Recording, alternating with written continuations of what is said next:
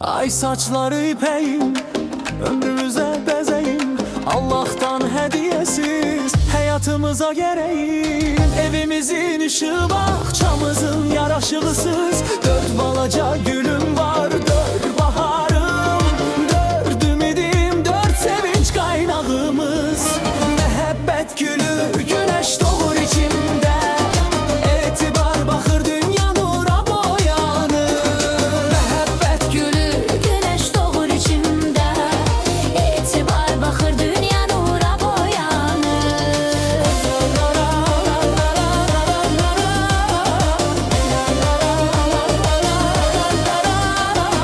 Ofeliya sesli kulağımda nəğmədir, Cəfər Sadiq nəfəs həyatımda rəhmətdir.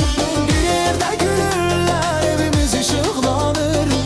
Dörd ulduzum göyüm sizlə par-par yanır.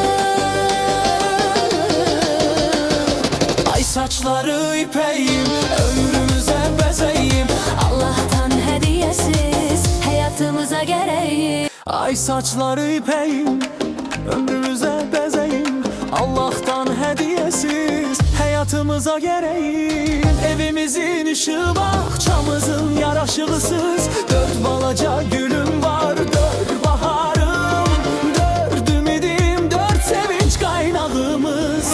Mehabbet gülü güneş doğur içimde, etibar bakır dünya nura boyanır.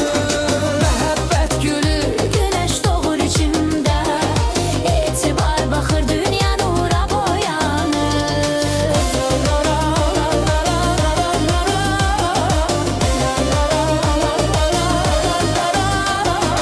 Ofeliya sesli kulağımda nəğmədir, Cəfər Sadiq nəfəs həyatımda rəhmətdir. bir yerdə gülürlər, evimiz işıqlanır. Dörd ulduzum göyüm sizlə par-par yanır. Ay saçları ipek,